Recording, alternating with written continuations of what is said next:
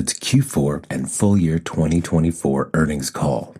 Joining today are CEO and co-founder Vlad Tenev, CFO Jason Warnick, and Senior Manager of Investor Relations Jack Riemann. Vlad and Jason will offer opening remarks and then open the call to Q&A. During the Q&A portion of the call, we will answer questions from institutional research analysts, and we will also answer questions from retail analysts who may hold an ownership position in Robinhood. As a reminder, today's call will contain forward-looking statements. Actual results could differ materially from our expectations, and we have no duty to provide updates unless legally required. Potential risk factors that could cause differences, including regulatory developments that we continue to monitor, are described in the press release we issued today, the earnings presentation, and our SEC filings, all of which can be found at investors.robinhood.com. Today's discussion will also include non-GAAP financial measures. Reconciliations to the GAAP measures we consider most comparable can be found in the earnings presentation. With that, please welcome Vlad and Jason.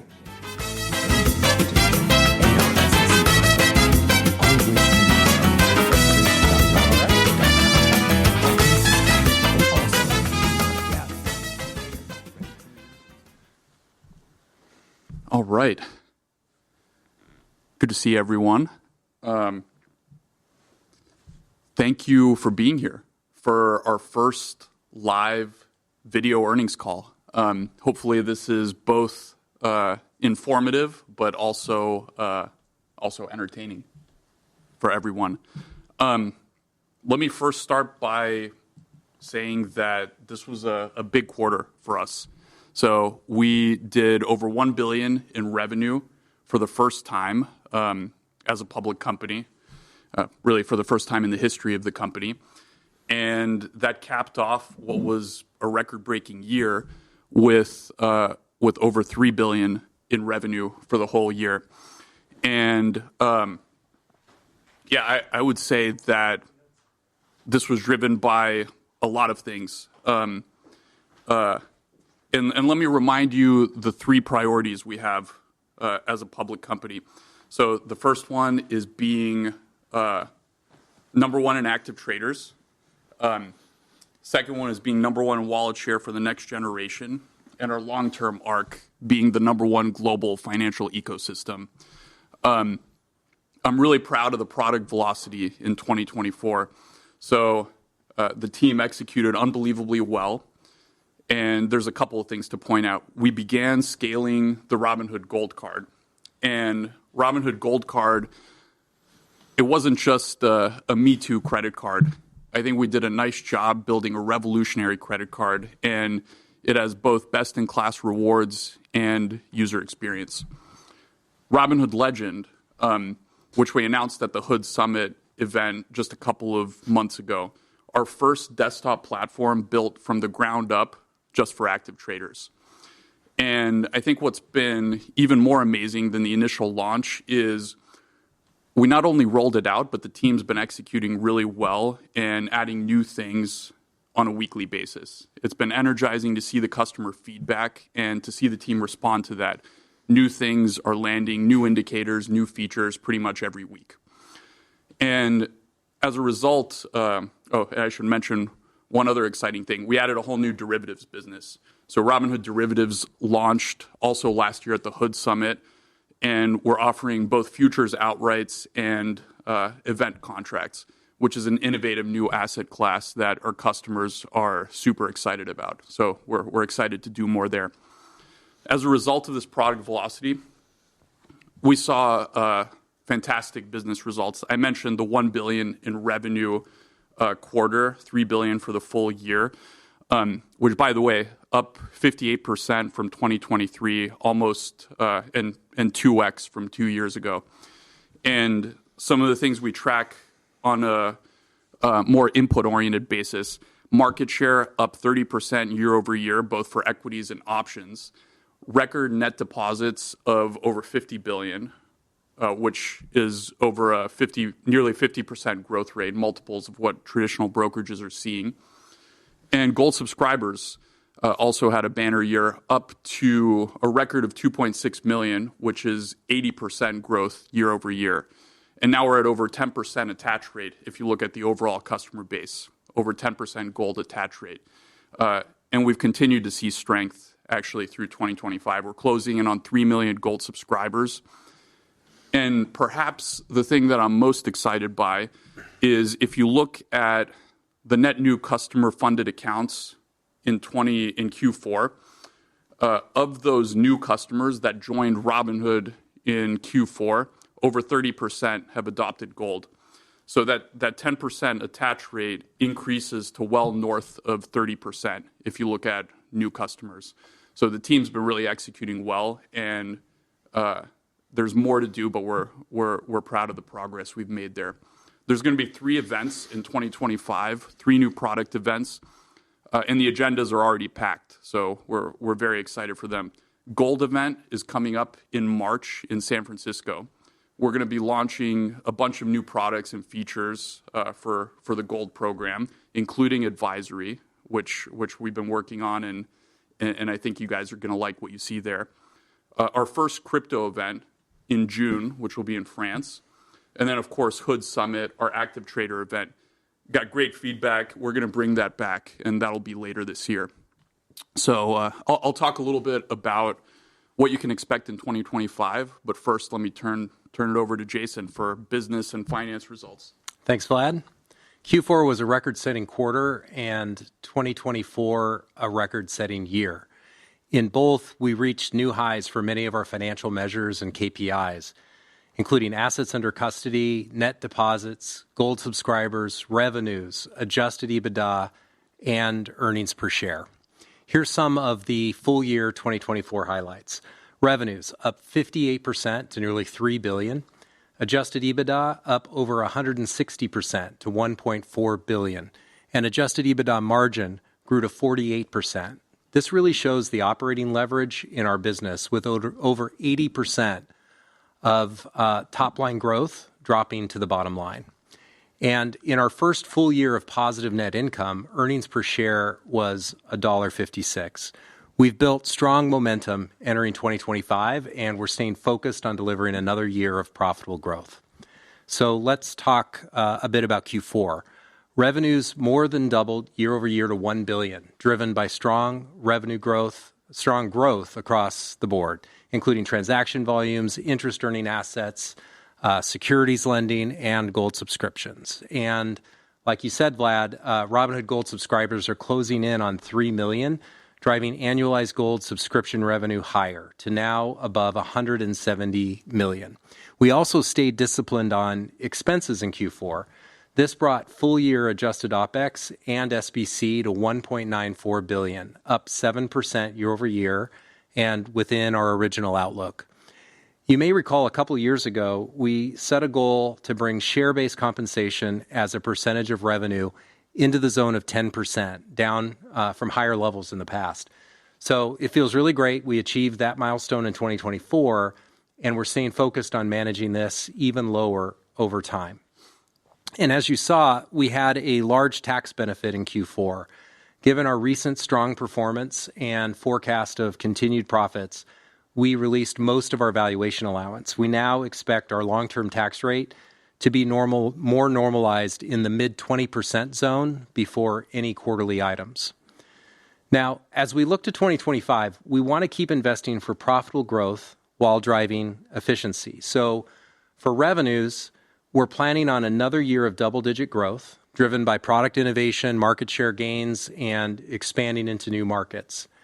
And on expenses, we'll keep managing our existing businesses to low single-digit growth or even lower, and then make focused investments for growth for both new products on our roadmap and increasing marketing by another $100 million or so this year. And we're keeping our hands on the wheel as we monitor the environment and evaluate potential investment opportunities. So our outlook for adjusted OPEX and SBC is a range of $2.0 to $2.1 billion. Now, it's important to note that this does not include provisions for credit losses, any large regulatory charges, or anything related to our acquisitions of Trade PMR or Bitstamp. And the midpoint of our outlook range is up about 10% from 2024. As for provisions for credit losses, these have been in the zone of about $20 million for the past couple of quarters, and we expect they'll gradually increase over time from here. As you know, this will really depend on balancing how quickly we onboard more customers and the underwriting risk, which we continue to manage closely. There's a couple other areas I'd like to highlight. First, we're now more than a quarter of the way through our $1 billion share buyback program, and we're on track for a 2 to 3 year total timeline. As a result of repurchases and other actions that we've taken over the past couple years, we anticipate our diluted share count will be roughly flat in 2025. This means shareholders will benefit even more as we grow earnings and free cash flow over time. Second, we have a strong momentum to start the year. In January, net deposits were our second highest month ever, and equities, options, and crypto trading volumes were all up double to triple-digit growth rates from a year ago. In fact, January option volumes were an all-time high. It's also great to see January margin balances crossed $8 billion, doubling in the 8 months since we moved to industry-leading pricing. And while it's early, we love the progress we're seeing with new products that we launched in the past few months. For example, looking at annualized trading revenue, Legend is now up to $50 million, and index options are up to $15 million. And both are showing nice incrementality and strong week-over-week growth rates. So we feel great about our business and financial results and remain focused on driving another year of profitable growth in 2025. We're continuing to work to maximize earnings per share and free cash flow per share over time. Back to you, Vlad. It's really amazing to see how quickly Legend has become a $50 million business. I mean, that product launched and rolled out about 2 months ago. So index options, too, at $15 million, incredibly strong. Many of you joined us for Investor Day just in December in New York, where we outlined the long-term strategy. So in a nutshell, we believe there are multiple ways to grow Robinhood 10x over the next 10 years. And it's an ambitious plan, but we believe we have the right team, the right talent, and the right culture to deliver upon that. So let me tell you a little bit about what you can expect throughout 2025. So on the active trader front, we're going to keep pushing to make Legend the best platform for active traders on the market today. Our active traders should feel like they would be at a disadvantage using any other platform. We're also going to continue to add selection, and a comprehensive platform for event contracts is top of mind. It's a new, innovative asset class. Robinhood's going to be front and center in leading the way, offering that to customers. On the share of wallet front, we're going to grow the Robinhood Gold Card from about 100K cardholders today to multiples of that size. And that's very exciting. You'll hear more about that and a bunch more gold products for our members at our gold event in March. And for global financial ecosystem, our 10-year arc, there's actually a lot that we're going to get done this year. So maybe I'll go a little bit deeper here. So one, more selection of crypto tokens. So in the existing app, the Robinhood main app, we're going to keep adding, and we're going to continue to accelerate. In fact, we've added 7 new assets since the election, and as we continue to get more and more regulatory clarity, you should expect to see that continue and accelerate. We're also investing in the Robinhood Wallet, which is a separate app, and it's our non-custodial crypto wallet. And that's the gateway to thousands of additional coins for our customers. We've seen a lot of good signs, increased engagement, increased usage, and we're going to keep making it better and better. And then we have Bitstamp. So as we integrate Bitstamp, it both allows us access to the exchange market, which is an institutional market, and we really see an opportunity there to drive the same sort of Robinhood effect that we've brought to retail to the institutional space with crypto. It also allows us to tap into Bitstamp's global reach, where they're live in 50-plus countries. And so you should expect that to continue to accelerate this year.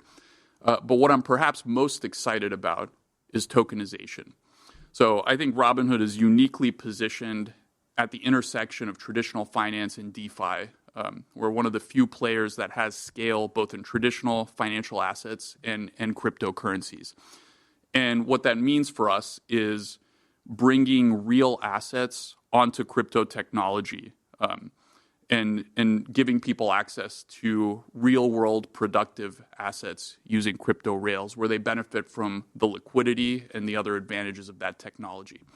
And what that means is equities, private investments, and more should be brought onto crypto technology to really unleash the true power of the crypto revolution. I talk a lot more about this in my op-ed in the Washington Post, so I encourage you guys to check that out. And I think we can make a lot of progress on that, not just globally outside the U.S., but even in the U.S. as well. So with that, just close by saying teams have been working incredibly hard. The roadmap is full. There's so much to do, and let's open it up to questions. Thanks, Vlad. For the Q&A session, we'll start by answering the top few shareholder questions from Say Technologies, ranked by number of votes. We passed over questions that we already addressed on this call or in prior quarters and grouped together questions that shared a common theme.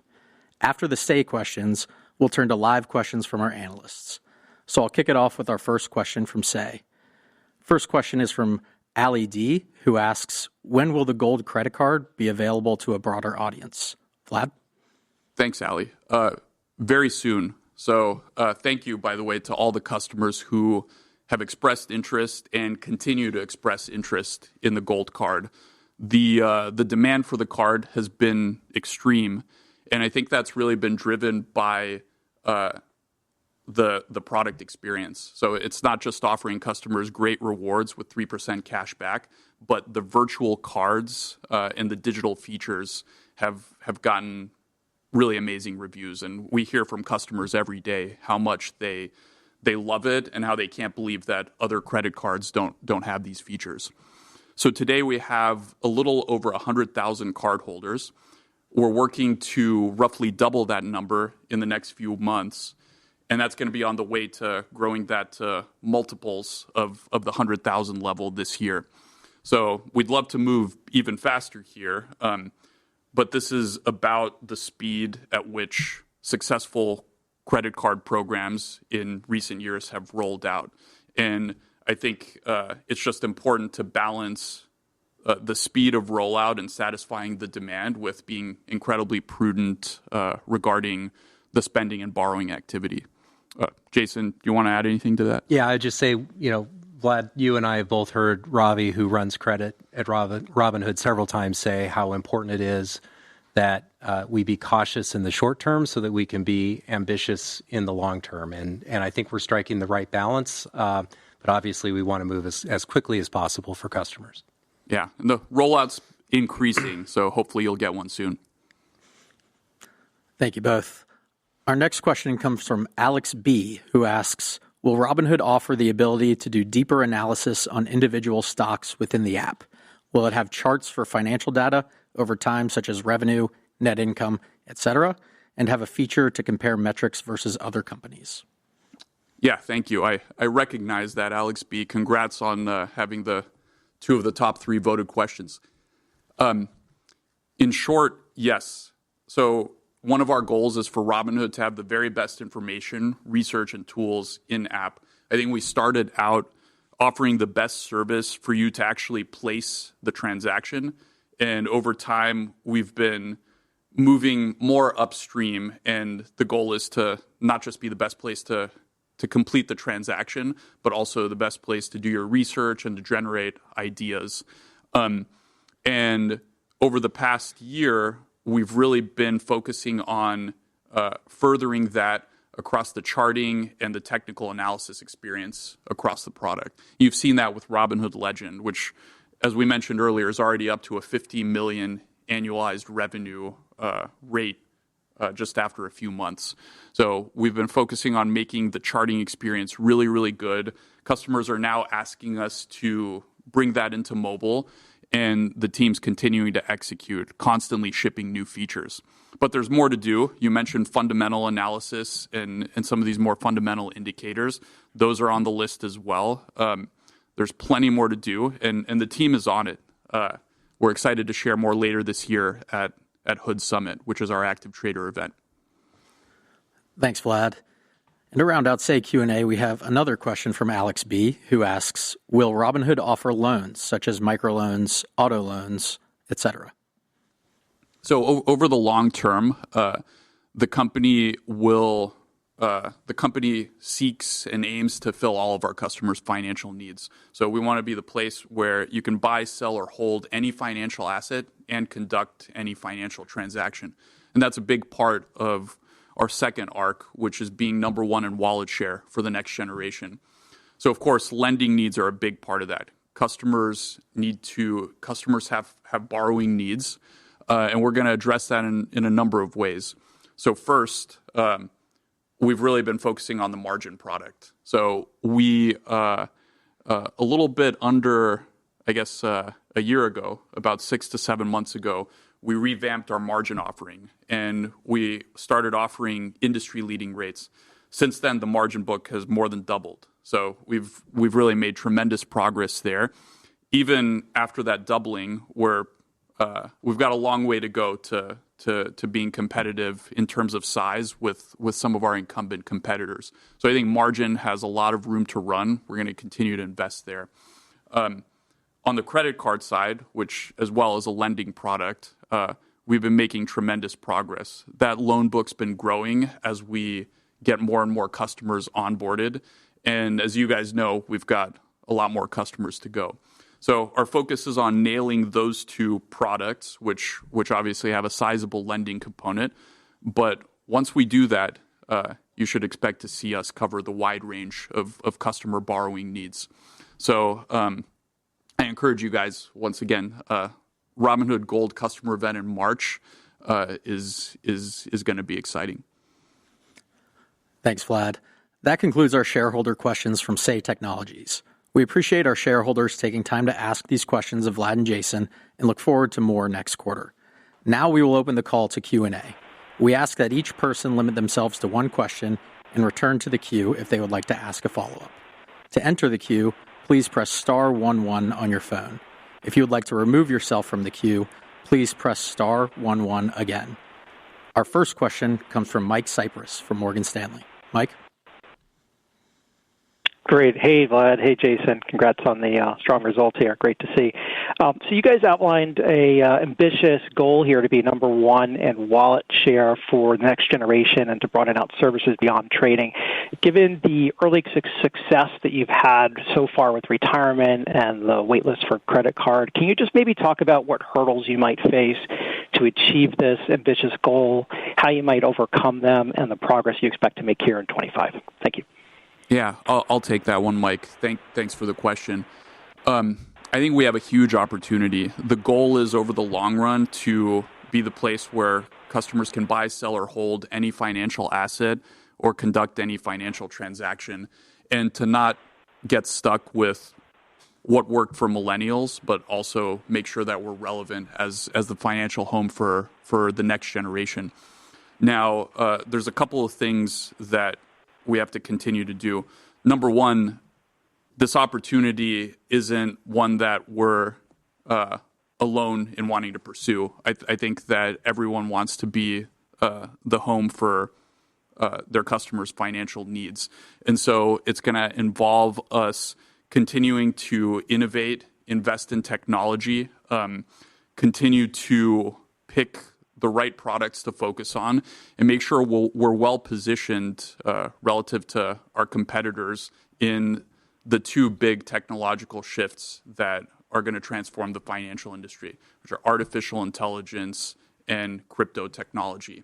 And I think we're well positioned. We've got the team, the culture, and the people to do this. So, and you should see us accelerate more products, more features to further wallet share and put us in a position where I think relatively few companies are in to capture the 84 plus trillion in assets that are going to be flowing down to younger generations in the next few decades. Great. Thank you, Vlad.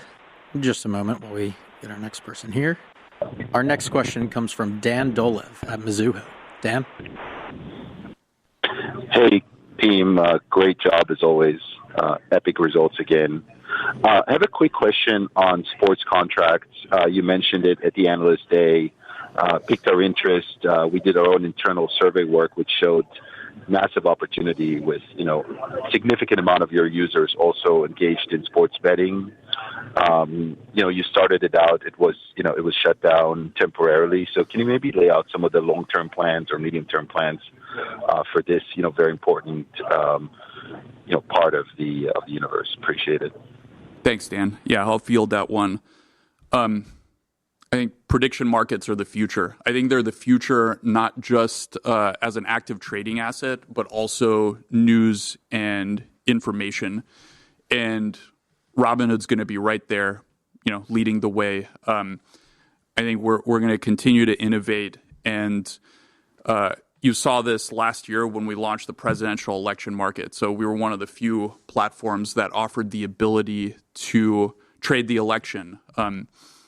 And that was very successful for us. We had over 500 million contracts traded in right around a week leading up to the election. And so what you should expect from us is a comprehensive events platform that will give access to prediction markets across a wide variety of contracts later this year. So the team's been hard at work at that. As with any new innovative asset class, we're pushing the boundaries here, and there's not regulatory clarity across all of it yet, in particular sports, which you mentioned. But we believe in it, and we're going to be a leader. So you should expect us to not just offer it, but continue to drive and push for regulatory clarity industry-wide. Thank you, Vlad. And just a moment, please. Our next question comes from Patrick Moley at Piper Sandler. Patrick? Yes, good afternoon. Thanks for taking the question. I have a kind of a two-parter, Jack, so don't get mad at me. But first, I both on the crypto offering. First, in terms of, Vlad, you mentioned that the available tokens on the platform, you're going to accelerate the rollout of tokens as we get more regulatory clarity. Can you maybe just specify what you mean by regulatory clarity? Are we waiting for comprehensive legislation, or do you feel like there's going to be something else that can give you the green light to expand that offering? And then secondly, I noticed that you didn't mention staking, I think, in your remarks. Is that still something that you're looking into on the crypto front? Thanks. Yeah, absolutely. I mean, let me just say that we don't have any technological barriers to adding tokens or services like staking. They're live in the EU, for example, where we've been seeing great adoption. And we have the engineering and the infrastructure capability to add tokens remarkably quickly. You guys might have seen that we were able to list the Trump token very quickly while maintaining the rigor and the approach around Inauguration Day. So, more regulatory clarity is needed across multiple domains. We have been adding more assets, but as I mentioned earlier, I think the real power of crypto technology is when it's able to be applied to real-world productive assets, which would be under the securities regime. So we still need a comprehensive set of rules and regulations for listing crypto asset securities that will allow us to tokenize private companies as well as public securities. And that's one of those things that we're going to be continuing to work on, both overseas and in the U.S. A couple things that I would just add in terms of clarity that would be helpful, particularly for coins that have the characteristics of a security. I think it would be helpful to get additional guidance on being able to safely list those coins. And I know the SEC has had remarks recently suggesting that they're looking at that. And I think that there's also a need for additional clarity on staking as well. And again, it's encouraging to see the improved backdrop. The administration appears very supportive of innovation in the crypto space, which I think is going to be great for customers as well as great for the companies like Robinhood that are competing in this space. Thank you both, Vlad and Jason. Our next question comes from Tanner from Future Investing. Tanner? Tanner. Hey, guys. Thank you so much for having me. I just wanted to say you guys have some of the best pricing for crypto on the market for retail. And yet, even then, your take rate is essentially going up quite substantially. Can you give us some insight on your pricing strategy and where you foresee the pricing will settle over time? Sure. Thanks, Tanner. I'll start, and Vlad, you can feel free to add in.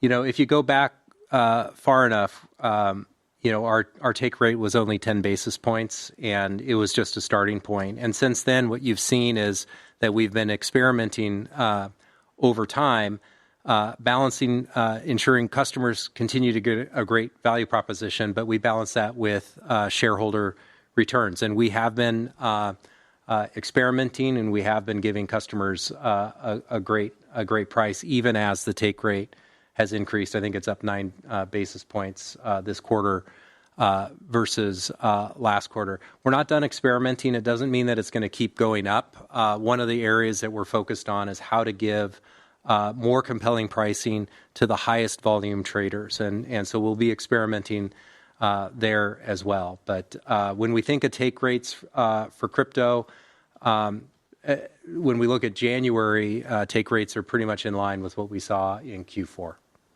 Yeah, and the only thing I would add is one of the things we're pretty excited about is a feature called Smart Exchange Routing that we rolled out just a couple weeks ago. And this was really preparing for when we integrate Bitstamp and we have an exchange business, and also part of the integration with Robinhood Legend, which is our active trader platform. A lot of active traders on the crypto side want to engage directly with the order book. So giving customers an option to route to exchange, see the exact exchange pricing, and pay a fee on top of that rather than rebate, I think is something that people have been requesting. So we're going to continue to work on that. Early results are promising, and we want to give customers more options while still maintaining industry-leading pricing across the board. Thanks, Vlad. Thanks, Jason. Our next question here comes from Steven Chubak of Wolfe Research. Steven? Thanks, Vlad. Thanks, Jason, for taking my questions. So wanted to double-click into the crypto discussion and the evolving competitive landscape. So as you both noted, just given the strength of your crypto offering, enabling you to grow meaningfully while still flexing some pricing power, once we have regulatory clarity, how would you frame the incremental revenue opportunity from launching additional altcoins and leaning into opportunities such as staking and lending? And was hoping you could also speak to the risks. One of the questions we get quite often is how do you handicap the risk of larger competitors entering the space and potentially at more competitive price points? Yeah, I'd maybe take the risk point first. I think consistent with more competitors entering the space, I think it's right to assume that crypto is becoming more mainstream and more accepted. And I think we're beginning to see that. You saw the strength of crypto in the quarter. A lot more customers were trading crypto. So while there may be more competition over time, I do expect that there'll be greater demand for crypto as well. And sorry, this first part of the question you had for me?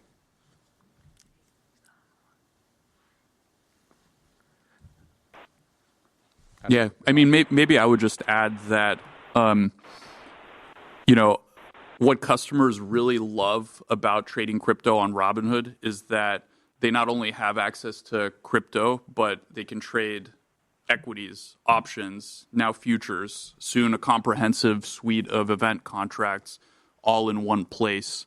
And so I think obviously we see some opportunity from continuing to roll out the offering, and we've invested a lot in the technology and tokenization. Once permissible in the U.S., I think is going to be a huge opportunity that Robinhood is going to be front and center in.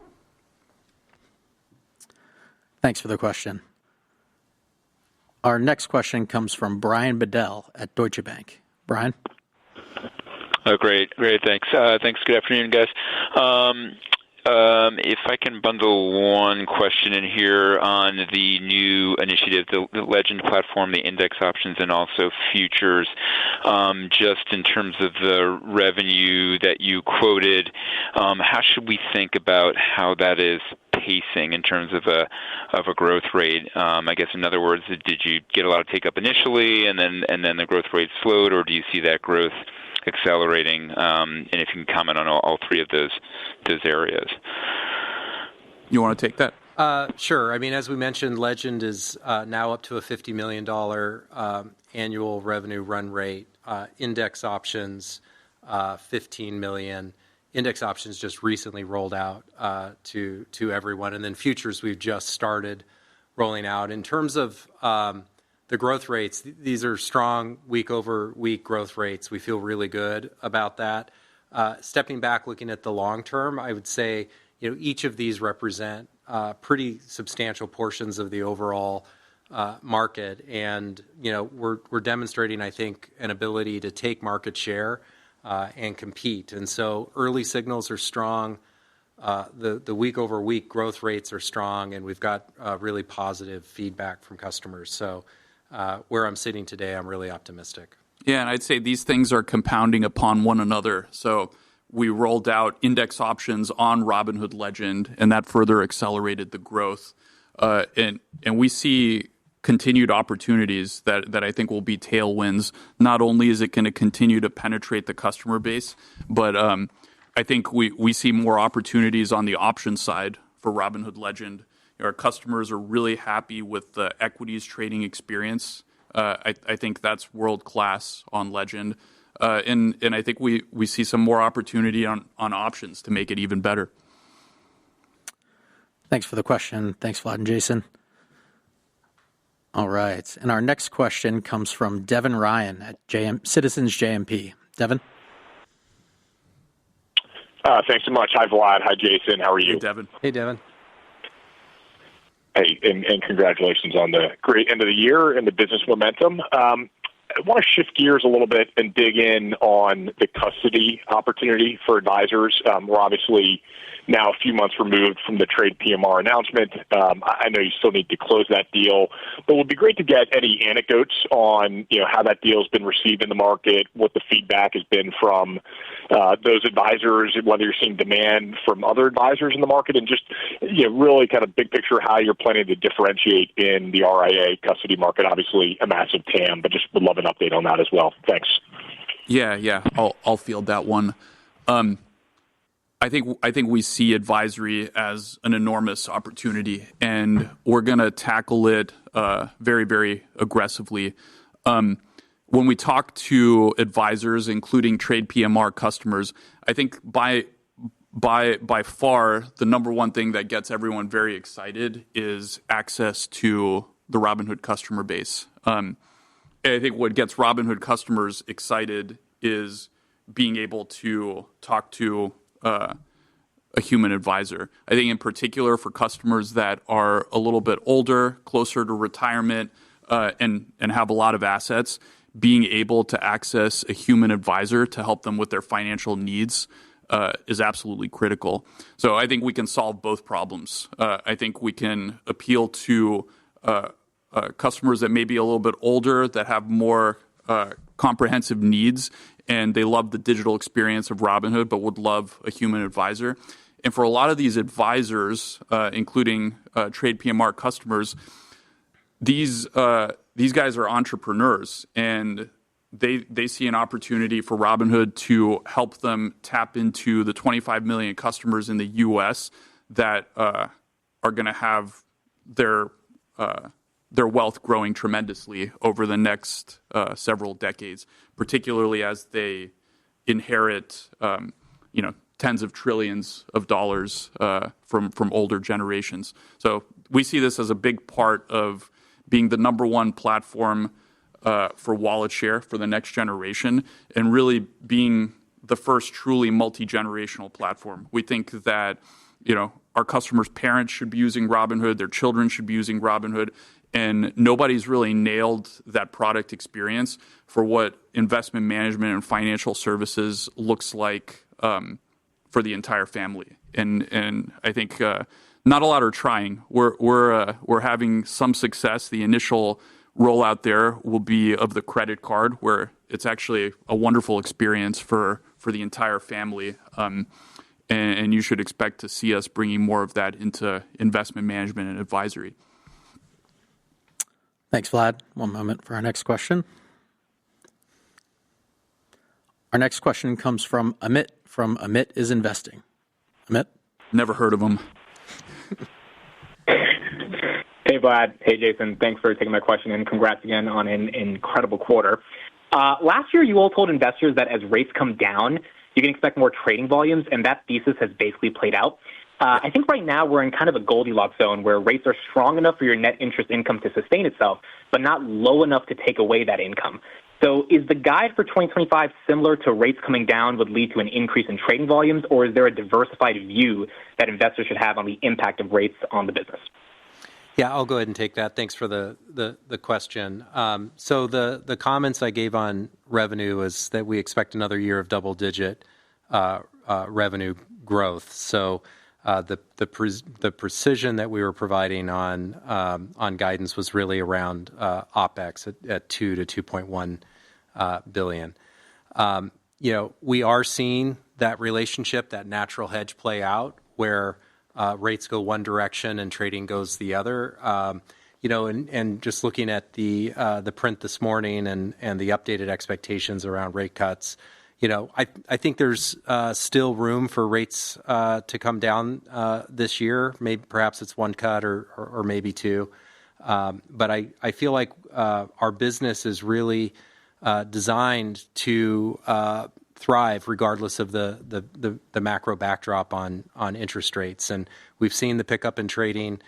Rates have come down. We're still, to your point, making strong interest. And we've been diversifying our business. As I mentioned at Investor Day a couple of months ago, we now have 9 business areas with revenues over $100 million. So we feel like we're really well positioned, and it has been nice to see our thesis play out, that there's a natural hedge in this business, and it's really been playing out and showcased in Q4. Yeah, I just want to add there, we're building a business that's intended to not be reliant on external factors for revenue. So that's why, even with our yield products like the Gold Sweep, the goal would be to operate with a certain margin and, vary that with the rates. But we want to be competitive and offer customers a great deal regardless of the rate environment, and generate a small but healthy margin regardless of the environment as well. Same goes for margin on the other side. That'll become more compelling with rates going down. But, it's still going to be a great business for us that we think we can continue to grow market share very quickly in. Thanks for the question. Just a moment. Our next question comes from Alex Markgraf at KeyBank. Alex? Hi, everyone. Thanks for taking my question. Maybe just as we think about some of the growth drivers for 25, would be curious to get your thoughts on how you're thinking about the approach to deposit incentive offerings in 25. I think proved pretty successful in 24, so any updated thinking there for 25 would be great. And then, Jason, if you could just clarify on the Legend revenue composite, or the Legend revenue number of $50 million, is that viewed as entirely incremental at this point? Thank you. Yeah, I'll start with the incrementality.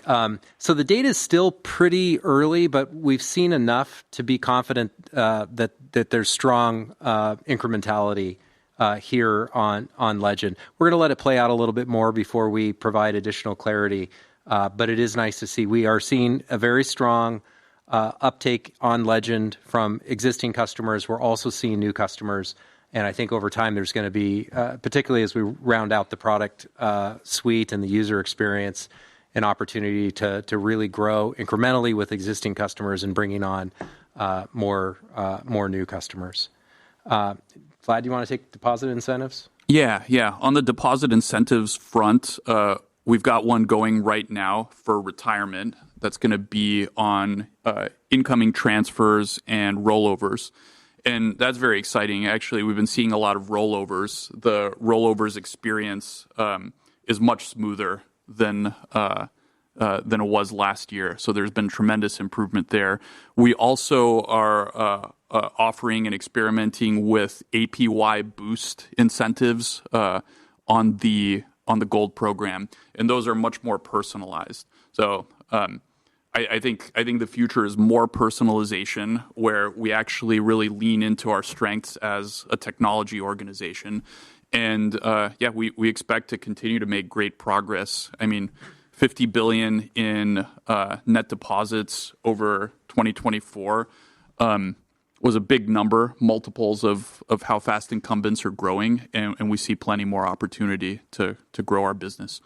Yeah, and I would just add that we love the economics on these deposit matches. The payback periods and the overall economics are very very attractive, and growing assets is just great for business. So we'll keep that going. Thank you both. And our next question here comes from Ben Budish at Barclays. Ben? Hi, good evening, and thanks for taking the question. I was wondering if you could unpack a little bit more detail around your new Gold members. How many of them are net new to Robinhood? What's the sort of activity associated with the credit card? So how many of them are net new to Robinhood? How many of them are new Gold members? And what sort of activities are you seeing sort of associated with the adoption of the card itself? Are you seeing bigger balances, stronger deposits? How should we think about that as sort of a additive to kind of your platform approach to the customer? Yeah, I mean, first off, we're investing a lot in the Gold program. And I think you guys are seeing the fruits there.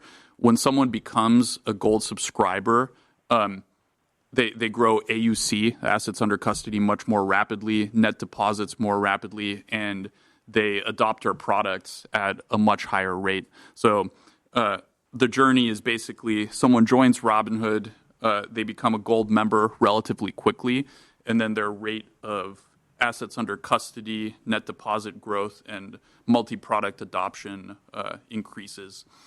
And so we've really made a ton of progress growing the attach rate, particularly early on in the customer's journey with Robinhood. I think we mentioned in Q4, out of the new net funded accounts to Robinhood, 30%, north of 30% ended the quarter as Gold subscribers, which I think is just tremendous as an attach rate. And I think we can continue to work on that.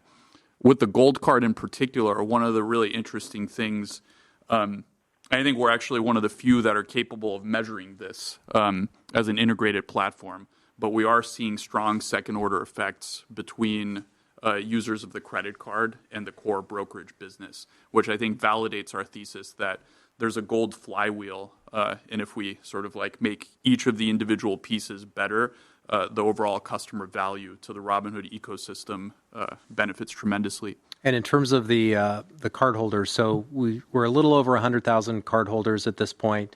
We plan to increase that by several 100,000 this year. In terms of the mix between kind of new customers or new to Gold customers, there's a healthy portion of our wait list that are not currently Gold members. So we see that as a big opportunity. One moment for our next question. Our next question comes from Roy from Crossroads Investing. Roy? Thanks for having me, guys. Tremendous quarter. I loved seeing the rollout of options at the UK this week, and I'd really like to hear more about the international expansion, specifically if future international expansions are going to follow a similar roadmap as the UK launch, starting with equities, building on products from there, and then specific country products such as ISAs and SIPs in the UK. And I'd also like to know if those are coming out later this year in the UK as well. Hey, Roy. Short answer, yes. Yeah, we're spending a lot of, we're going to make a lot of progress internationally this year. We were extremely happy with the options launch. That makes us one of the few brokers that are offering options trading in the UK. And the response to that from customers, maybe you saw on socials, was quite positive. So customers in the UK wanted it. We were happy to deliver. And I think in the future, we're going to continue to round out the offering. And the benefits of having an integrated platform with a single technology stack is, as we continue to roll out things in the U.S., they'll accrue to international markets. 24-hour market is an example. Now that we have futures, once we get regulatory clarity, we'll look to be offering that in the UK as well. And in the EU, the focus is, again, on rounding out the product suite as well. And we're also looking ahead to other markets. The goal is for Robinhood to be everywhere, be anywhere where customers have smartphones. You should be able to open up a Robinhood account and benefit from our suite of best-in-class financial services. So you should expect us to not just round out the product suite in our current geos, but expand from there. And the team's been doing a nice job accelerating that. Yeah, and I think in terms of the sequence of products, if you look to the EU, we started with crypto, and in the UK, we started with brokerage. I don't think that there's necessarily a set playbook on what goes first. It's going to depend on the market that we enter. Yeah, and I tell you, look out for that. I think we've been talking a lot about the gold event, but we're going to have our first crypto event, which is going to be in France around mid-year. So we've got that agenda already packed. Thanks, Vlad and Jason. Our next question comes from Ken Worthington of JP Morgan. Ken? Hey, Ken. Hey, good afternoon. Thanks for taking the question. So I wanted to dig in a little bit deeper on the credit card. You have balances, I think, both on and off balance sheet. How do the economics work between on and off balance sheet, and what happens with credit risk between those two buckets? So credit risk is very similar between the two. We're holding the risk, and the economics are also very similar as well. And I think as we go forward, this is something that the team is evaluating and will be optimizing over time. Thank you, Jason. Thanks, Ken. Our next question comes from John Todaro from Needham. John? Hey, guys. Congrats on a great quarter. Question on the crypto side. Vlad, I remember you calling out stable coins pretty positively back in December, and they've obviously grown a ton over the last few months. Just wondering if there's more possibilities of kind of doing some direct product launches around stable coins and monetizing that adoption a bit more. Yeah, absolutely. As you guys probably know, we entered into we have USDG that we partnered with a few other great companies on the global dollar network, which is going to be a stable coin that passes back yield to holders, which we think is the future. I think many of the leading stable coins don't have a great way to pass yield to holders, and that makes them not ideal for holding dollars in that form. So you see a lot of use for transaction, moving money back and forth, but in terms of actually like holding dollars in stablecoin form, yield is an important piece. I should say that we see the power of that of the stablecoin ourselves as a company. So I don't think it's just interesting for retail, but there's benefits to the technology and the 24-hour instant settlements for us as a business. And in particular, we're using stablecoin to power a lot of our weekend settlements now, and we're using it increasingly.